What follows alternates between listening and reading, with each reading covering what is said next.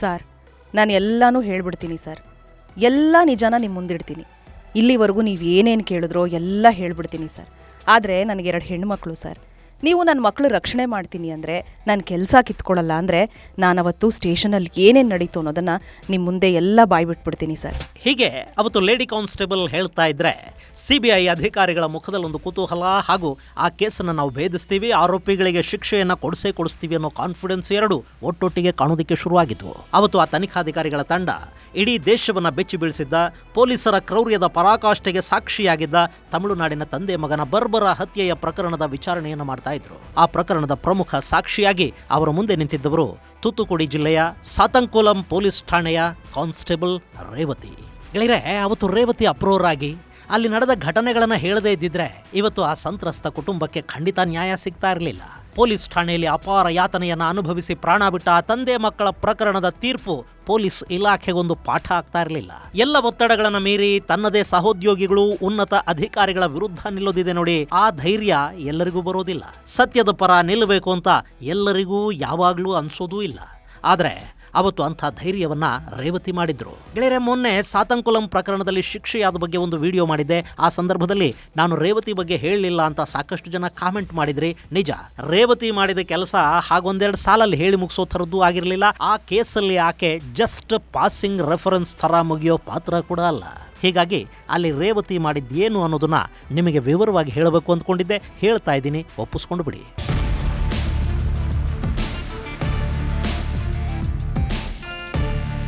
ಸ್ನೇಹಿತರೆ, ಮೊನ್ನೆ ತಮಿಳುನಾಡಿನ ಸಾತಂಕುಲಮಲ್ಲಿ 2 ಅಮಾಯಕರನ್ನ ಕಸ್ಟಡಿಯಲ್ಲೇ ಕೊಂದ ಆರೋಪದ ಮೇಲೆ 9 ಮಂದಿ ಪೊಲೀಸರಿಗೆ ಶಿಕ್ಷೆಯಾಗಿದೆ. ಶಿಕ್ಷೆ ಅಂದ್ರೇನು? ನ್ಯಾಯಾಲಯ ಅವರಿಗೆ ಗಲ್ಲು ಶಿಕ್ಷೆಯನ್ನು ಕೊಟ್ಟಿದೆ. ಅಲ್ಲಿ ಅವರಿಗೂ ಕುಟುಂಬಗಳಿರುತ್ತವೆ. ಹೀಗಾಗಿ ಮರಣದಂಡನೆ ಒಳ್ಳೆಯದಲ್ಲ, ಜೀವಾವಧಿಯನ್ನು ಕೊಡಬಹುದಿತ್ತು ಅಂತ ಸಾಕಷ್ಟು ಜನ ಅಭಿಪ್ರಾಯ ವ್ಯಕ್ತಪಡಿಸಿದಿರಿ. ನಿಮ್ಮ ಮಾನವೀಯತೆ ನಿಜಕ್ಕೂ ಮೆಚ್ಚತಕ್ಕದ್ದೇ. ಆದರೆ ಅತ್ಯಂತ ಭಯಾನಕವಾಗಿ ಪೊಲೀಸರ ಕೈಲಿ ಒದೆ ತಿಂದು ಸತ್ರಲ್ಲ, ಅವರಿಗೂ ಕುಟುಂಬಗಳಿದ್ವು. ಪೊಲೀಸರು ಹಿಡ್ಕೊಂಡು ಬಂದು ಟಾರ್ಚರ್ ಮಾಡ್ತಾರೆ ನೋಡಿ, ಅವರೆಲ್ಲರಿಗೂ ಕೂಡ ಕುಟುಂಬಗಳು ಇರುತ್ತವೆ, ಬದುಕುಗಳು ಇರುತ್ತವೆ. ಅದು ಪೊಲೀಸರಿಗೆ ಕೂಡ ನೆನಪಾಗಬೇಕಲ್ವಾ? ಇನ್ನು ಸಾಮಾನ್ಯ ಪ್ರಕರಣ ಆದ್ರೆ ನ್ಯಾಯಾಲಯ ಕೂಡ ತೀರಾ ಮರಣದಂಡನೆಯಂಥ ಶಿಕ್ಷೆಯನ್ನು ಕೊಡ್ತಾ ಇರಲಿಲ್ವೇನೋ. ಆದ್ರೆ ಇದು ರೇರೆಸ್ಟ್ ಆಫ್ ದ ರೇರ್ ಅನ್ಸೋ ಥರದ ಪ್ರಕರಣ. ಸಾಮಾನ್ಯನೊಬ್ಬ ಕ್ಷಣಿಕ ಆವೇಶಕ್ಕೆ ಬಿದ್ದು ಅಚಾನಕ್ಕಾಗಿ ಯಾರನ್ನೋ ಕೊಂದು ಬಿಟ್ರೆ ಅಲ್ಲಿ ನ್ಯಾಯಾಲಯ ಇಷ್ಟೊಂದು ದೊಡ್ಡ ಶಿಕ್ಷೆಯನ್ನು ಬಹುಶಃ ಕೊಡೋದಿಲ್ಲ. ಆದ್ರೆ ಈ ಪ್ರಕರಣದಲ್ಲಿ ಆರೋಪಿಗಳು ಪೊಲೀಸರು ಕಾನೂನನ್ನು ಕಾಪಾಡ್ತೀವಿ ಅಂತ ಶಪಥ ಕೈಗೊಂಡವರು. ಅವರಿಗೆ ಕಾನೂನಿನ ಅರಿವಿರುತ್ತೆ, ಎಂಥದ್ದೇ ಸಂದರ್ಭವನ್ನು ಕೂಡ ನಿಭಾಯಿಸೋದಕ್ಕೆ ಬೇಕಾದ ಟ್ರೈನಿಂಗ್ ಅವರಿಗೆ ಸಿಕ್ಕಿರುತ್ತೆ. ಅವರೇ ಠಾಣೆಯಲ್ಲಿ ಯಾರನ್ನೋ ಹೊಡೆದು ಕೊಂದು ಬಿಡ್ತಾರೆ. ಹಾಗೆ ಮಾಡುವಾಗ ಕೂಡ ವಿಕೃತಿಯನ್ನು ಮೆರೀತಾರೆ ಅಂದರೆ ಅದು ಖಂಡಿತ ಕ್ಷಮಾರ್ಹ ಅನ್ಸೋದಿಲ್ಲ. ಹೀಗಾಗಿನೇ ಇದನ್ನು ವಿರಳ ಅತಿ ವಿರಳ ಪ್ರಕರಣ ಅಂತ ನ್ಯಾಯಾಲಯ ಪರಿಗಣಿಸಿದೆ. ಇನ್ನು ಇಲ್ಲಿದನ್ನು ಹೀಗೆ ಪರಿಗಣಿಸೋದಕ್ಕೆ ಅವತ್ತು ಪೊಲೀಸರು ಠಾಣೆಯಲ್ಲಿ ಏನೆಲ್ಲ ಮಾಡಿದ್ರು, ಅವರ ವಿಕೃತಿಯ ಪರಾಕಾಷ್ಠೆ ಹೇಗಿತ್ತು ಅನ್ನೋದು ನ್ಯಾಯಾಲಯಕ್ಕೆ ಗೊತ್ತಾಗೋದಕ್ಕೆ ಕಾರಣ ಆಗಿರೋದು ಕಾನ್ಸ್ಟೇಬಲ್ ರೇವತಿ ಮತ್ತು ಆಕೆ ಕೊಟ್ಟ ಸಾಕ್ಷ್ಯ. ಗೆಳೆಯರೆ, ಅವತ್ತಾಕೆ ಠಾಣೆಯಲ್ಲಿ ಏನೆಲ್ಲ ಆಯಿತು ಅನ್ನೋದನ್ನ ತನಿಖಾಧಿಕಾರಿಗಳ ಮುಂದೆ ಮತ್ತು ನ್ಯಾಯಾಲಯದ ಮುಂದೆ ಹೇಳದೆ ಹೋಗಿದ್ದಿದ್ರೆ ಈ ಪ್ರಕರಣದಲ್ಲಿ ಆರೋಪಗಳನ್ನ ಸಾಬೀತುಪಡಿಸೋದು ತುಂಬಾ ಕಷ್ಟ ಆಗ್ತಾ ಇತ್ತು. ಆ 9 ಮಂದಿ ಪೊಲೀಸರು ಯಾವುದಾದ್ರೂ ದಾರಿಯನ್ನು ಹುಡುಕೊಂಡು ಶಿಕ್ಷೆಯಿಂದ ತಪ್ಪಿಸ್ಕೊಂಡು ಬಿಡೋ ಪ್ರಯತ್ನವನ್ನು ಮಾಡ್ತಾ ಇದ್ರು. ಆದ್ರೆ ರೇವತಿ ಅದಕ್ಕೆ ಅವಕಾಶವನ್ನ ಕೊಡ್ಲಿಲ್ಲ. ಆಕೆ ಧೈರ್ಯ ಮಾಡಿದ್ರು, ನ್ಯಾಯಾಧೀಶರ ಮುಂದೆ ನಿಂತರು, ನಡೆದದ್ದೆಲ್ಲವನ್ನ ಹೇಳಿದ್ರು. ಆಕೆ ಹೇಳಿದ್ದನ್ನ ಕೇಳಿ ನ್ಯಾಯಾಧೀಶರು ಕೂಡ ಒಂದು ಕ್ಷಣ ಬೆಚ್ಚಿಬಿದ್ರು ಏನೋ. ಯಾಕೆಂದ್ರೆ ಅಲ್ಲಿ ಪೊಲೀಸರು ಮಾಡಿದ್ದ ಕ್ರೌರ್ಯ ಅಷ್ಟು ಭಯಾನಕವಾಗಿತ್ತು.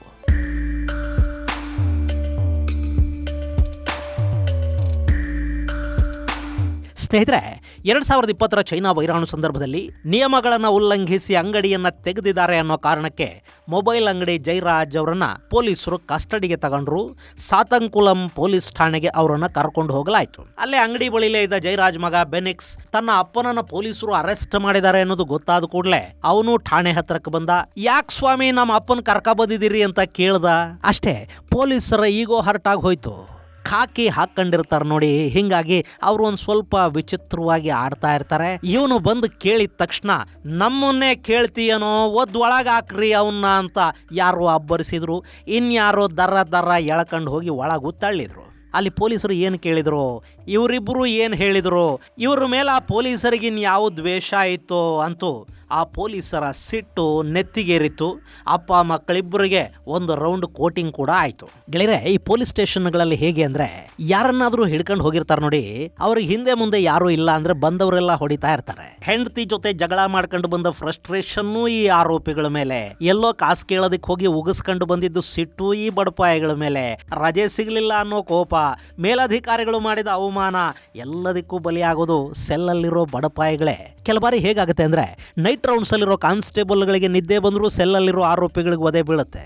ಅದೊಂಥರ ಬಂದ ಒದ್ದ ಹೋದ ಅನ್ನೋ ಹಂಗೆ. ಯಾಕೆ ಹೊಡಿತಾ ಇದ್ದೀವಿ, ಅವನು ಯಾರು, ಏನು ಮಾಡಿದಾನೆ, ಸಾಕಷ್ಟು ಬಾರಿ ಅದು ಯಾವುದೂ ಕೂಡ ಹೊಡೆಯೋರಿಗೆ ಗೊತ್ತೇ ಇರೋದಿಲ್ಲ. ಈಗ ನಮ್ಮಲ್ಲಿ ಅಂದ್ರೆ ಕರ್ನಾಟಕದಲ್ಲಿ ಪೊಲೀಸರು ಸ್ವಲ್ಪ ಬದಲಾಗಿದ್ದಾರೆ, ಆದ್ರೆ ಅನಾಗರಿಕರು ಇನ್ನೂ ಸಾಕಷ್ಟು ಕಡೆ ಇದ್ದಾರೆ. ಇನ್ನು ತಮಿಳುನಾಡಿನ ಪೊಲೀಸರಿಗೆ ಸಿವಿಕ್ ಸೆನ್ಸ್ ಕಡಿಮೆ ಅನ್ನೋದು ತುಂಬಾ ದಿನಗಳಿಂದ ಕೇಳಿ ಬರ್ತಲೇ ಇರೋ ಆರೋಪ. ಅವತ್ತು ಸಾತಂಕುಲಂನಲ್ಲಿ ಕೂಡ ಹಾಗೆ ಆಯ್ತು. ಅಪ್ಪ ಮಕ್ಕಳಿಬ್ಬರಿಗೂ 2ನೇ ರೌಂಡ್ ಕೋಟಿಂಗ್ಗೆ ಸಿದ್ಧತೆಗಳು ನಡೀತಾ ಇದ್ವು. ಅದೇ ಸಮಯಕ್ಕೆ ರೇವತಿ ಸ್ಟೇಷನ್ಗೆ ಬರ್ತಾರೆ. ಆಕೆ ಅವತ್ತು ನೈಟ್ ಡ್ಯೂಟಿ. ಆಕೆ ಬಂದಾಗ ಸಮಯ 8:50. ರೇವತಿ ಸ್ಟೇಷನ್ ಒಳಗೆ ಬರ್ತಿದ್ದಂತೆ ಆಕೆಯ ಕಿವಿಗೆ, ಅಯ್ಯಯ್ಯೋ ಅಮ್ಮ, ನೋವಾಗ್ತಾ ಇದೆ ಸಾರ್, ಬಿಟ್ಟು ಬಿಡಿ, ನಮ್ಮನ್ನು ಬಿಟ್ಟು ಬಿಡಿ ಸಾರ್, ನಾವಿಲ್ಲಿಂದ ಹೊರಟು ಹೋಗ್ತೀವಿ, ತಪ್ಪಾಯ್ತು ಸಾರ್, ನಾವೇನೂ ಮಾಡಿಲ್ಲ ಸಾರ್, ಬಿಟ್ಟು ಬಿಡಿ ಅನ್ನೋ ಚೀರಾಟ ಪದೇ ಪದೇ ಕೇಳಿ ಬರ್ತಾ ಇತ್ತಂತೆ. ಹೀಗಾಗಿ ಅಲ್ಲಿ ಏನಾಗ್ತಾ ಇದೆ ಅನ್ನೋ ಕುತೂಹಲದಲ್ಲಿ ತಾವು ಕೂತಿದ್ದ ಕಡೆಯಿಂದ ಎದ್ದು ರೇವತಿ ಒಳಗೆ ಬಂದು ನೋಡ್ತಾರೆ. ಅಲ್ಲಿ ಇಬ್ಬರು ವ್ಯಕ್ತಿಗಳಿಗೆ ಠಾಣೆಯಲ್ಲಿದ್ದ ಅಧಿಕಾರಿಗಳು ಹಿಗ್ಗ ಮುಗ್ಗ ಬಾರಿಸ್ತಾ ಇದ್ರಂತೆ. ಅವತ್ತು ರಾತ್ರಿಯಲ್ಲಿ ಏನೆಲ್ಲ ಆಯ್ತು, ತಾವೇನೆಲ್ಲ ನೋಡಿದ್ವಿ ಅನ್ನೋದನ್ನ ರೇವತಿ ನ್ಯಾಯಾಲಯದ ಮುಂದೆ ಹೇಳ್ತಾ ಹೋಗ್ತಾರೆ.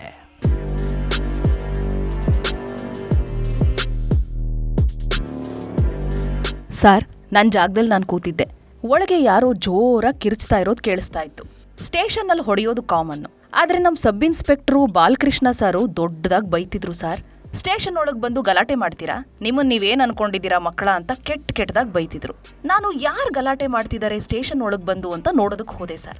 ಅಲ್ಲಿ ನೋಡಿದ್ರೆ ಇಬ್ರು ನೆಲದ ಮೇಲೆ ಬಿದ್ದಿದ್ರು. ಅವರನ್ನ ನಮ್ಮ ಪೊಲೀಸ್ನವರು ಒದಿತಾ ಇದ್ರು. ಅವರು ಬುಟ್ಬುಡಿ ತಪ್ಪಾಯ್ತು ಅಂತ ಎಷ್ಟು ಕೇಳಿದ್ರು, ಇವರು ಬಿಡೋದಕ್ಕೆ ರೆಡಿ ಇರಲಿಲ್ಲ. ಸಬ್ ಇನ್ಸ್ಪೆಕ್ಟ್ರು ಹಂಗೆ ಹೊಡಿತಾನೆ ಕುಡಿತಾ ಇದ್ರು. ಇದನ್ನ ನಾನು ನಿಮ್ಗೆ ಹೇಳಬಾರ್ದು ಸರ್. ನಮ್ಮ ಪೊಲೀಸ್ನವರು ಟೈಟ್ ಆಗಿದ್ರು, ಸಬ್ ಇನ್ಸ್ಪೆಕ್ಟ್ರು ಟೈಟ್ ಆಗಿದ್ರು. ರಕ್ತನ ನೀವೇ ಕ್ಲೀನ್ ಮಾಡ್ಕೊಳ್ಳಿ ಅಂತ ಅವ್ರಿಗೆ ಹೇಳಿದ್ರು ಸರ್. ಪಾಪ ಅವರು ಅರ್ಧ ಬರ್ಧ ಎಚ್ಚರದಲ್ಲೇ ಅವ್ರ ರಕ್ತಾನು ಒರೆಸಿ ಕ್ಲೀನ್ ಮಾಡಿಬಿಟ್ರು. ಅವರು ಸುಸ್ತಾಗಿ ಬಿದ್ದುಬಿಟ್ರು ಸರ್. ನಮ್ಮ ಸಬ್ ಇನ್ಸ್ಪೆಕ್ಟ್ರು ಈ ಕಡೆ ಬಂದ ಮೇಲೆ ನಾನು ಹೋಗಿ ಸ್ವಲ್ಪ ನೀರು ಕೊಟ್ಟೆ. ಕಾಫಿ ಕೊಟ್ಟರೆ ಸುಧಾರಿಸ್ಕೊಳ್ತಾರೆ ಅಂತ ಅವರು ಕಾಫಿ ಕೊಡೋದಕ್ಕೆ ಹೋದೆ. ಅಷ್ಟರಲ್ಲಿ ನಮ್ಮ ಪೊಲೀಸ್ನವ್ರು ಅಲ್ಲಿಗೆ ಬಂದರು. ನಾನು ಕೊಟ್ಟಿದ್ದ ಕಾಫಿ ಲೋಟನ ಒದ್ರು. ಅದು ಅಷ್ಟು ದೂರ ಹೋಗ್ಬಿದ್ದು ಕಾಫಿ ಕೂಡ ಚೆಲ್ಲೋಯ್ತು. ನನಗೂ ಗದರಿಸಿ ಅಲ್ಲಿಂದ ಹೊರಗೆ ಕಳಿಸ್ಬಿಟ್ರು.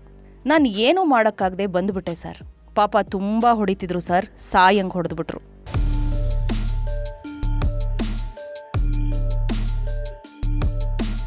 ಇನ್ನು ರೇವತಿ ಅಲ್ಲಿಂದ ಹೊರಗೆ ಹೋದ ಮೇಲೆ ಕೂಡ ಅವರಿಬ್ಬರ ಮೇಲಿನ ಹಲ್ಲೆ ಮತ್ತಷ್ಟು ಹೆಚ್ಚಾಯ್ತಂತೆ.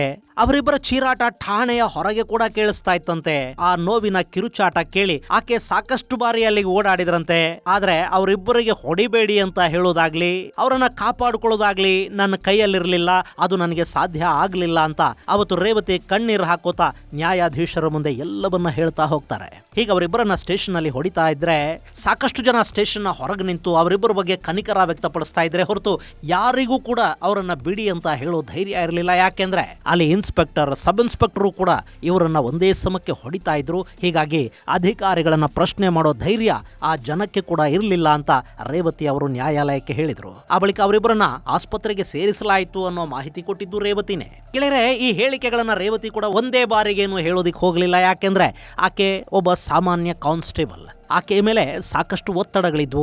ಮೇಲಧಿಕಾರಿಗಳು ಕೂಡ ಅಲ್ಲಿ ಆಕೆಯ ಮೇಲೆ ಒತ್ತಡ ಹೇರಿರುವ ಸಾಧ್ಯತೆಗಳಿರುತ್ತವೆ. ನಿನ್ನ ಕೆಲಸ ಹೋಗುತ್ತೆ, ನಿನಗೆ ಶಿಕ್ಷೆ ಆಗುತ್ತೆ, ಏನಾದರೂ ಆದರೆ ನಿನ್ನ ಮಕ್ಕಳ ಗತಿ ಏನು, ಹೀಗೆ ಸಾಕಷ್ಟು ರೀತಿಯಲ್ಲಿ ಆಕೆಯನ್ನ ಭಾವನಾತ್ಮಕವಾಗಿ ಬೆದರಿಸುವ ಕೆಲಸ ಕೂಡ ಆಗಿತ್ತಂತೆ. ಹೀಗಾಗಿನೇ ಆಕೆಗೆ ಹಿರಿಯ ಅಧಿಕಾರಿಗಳ ಬಗ್ಗೆ ಕೂಡ ಒಂದು ಭಯ ಇತ್ತು. ನಾನು ಅವರಿಂದ ಸಾಕಷ್ಟು ತೊಂದರೆಗೆ ಒಳಗಾಗಬಹುದು ಅನ್ನೋ ಆತಂಕ ಆಕೆಯಲ್ಲಿ ಮನೆ ಮಾಡಿತ್ತು. ಹೀಗಾಗಿ ರೇವತಿ ಮೊದಲು ಸಾಕ್ಷಿ ಹೇಳ್ತೀನಿ ಅಂತ ಹೇಳಿದ್ರು ಕೂಡ ಆ ನಂತರ ನನಗೇನು ಗೊತ್ತಿಲ್ಲ, ನನ್ನನ್ನು ಬಿಟ್ಟುಬಿಡಿ, ನನಗೂ ಇದಕ್ಕೂ ಸಂಬಂಧ ಇಲ್ಲ, ನಾನವತ್ತು ಸ್ಟೇಷನ್ಗೆ ಹೋಗಿದ್ದೆ ಆದರೆ ನನಗೇನು ಕೇಳಿಸ್ಲಿಲ್ಲ, ಹೀಗೆಲ್ಲ CBI ಅಧಿಕಾರಿಗಳ ಮುಂದೆ ಜಾರ್ಕೊಳ್ಳೋ ಪ್ರಯತ್ನವನ್ನು ಮಾಡ್ತಾರೆ. ಆದರೂ ಆ ಅಧಿಕಾರಿಗಳು ಆಕೆಗೆ ಧೈರ್ಯ ತುಂಬೋ ಕೆಲಸ ಮಾಡಿದ್ರು. ಕಡೆಗೆ ನ್ಯಾಯಾಧೀಶರು ಕೂಡ ಆಕೆಯ ಕೆಲಸ ಹಾಗೂ ಆಕೆಯ ಜೀವಕ್ಕೆ ಯಾವ ಸಮಸ್ಯೆಯೂ ಆಗೋದಿಲ್ಲ ಅನ್ನೋ ಭರವಸೆ ಮತ್ತು ಧೈರ್ಯ ತುಂಬಿದ ಮೇಲೆ ಆಕೆ ಈ ಪ್ರಕರಣದ ಅಪ್ರೂವರಾಗಿ ಬದಲಾದರು.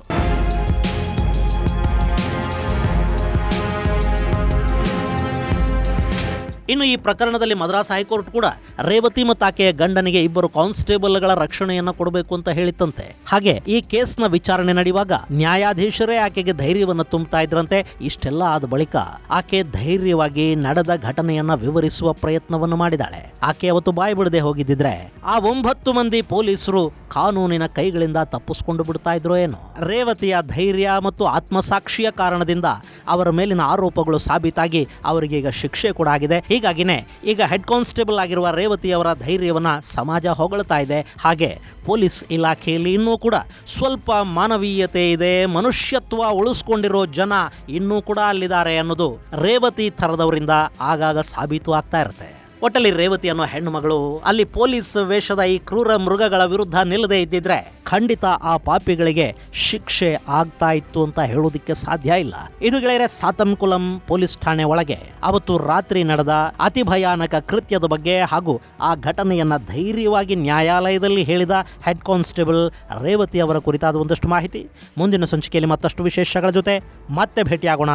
ಅಲ್ಲಿವರೆಗೆ ಜೈ ಹಿಂದ್, ಜೈ ಕರ್ನಾಟಕ.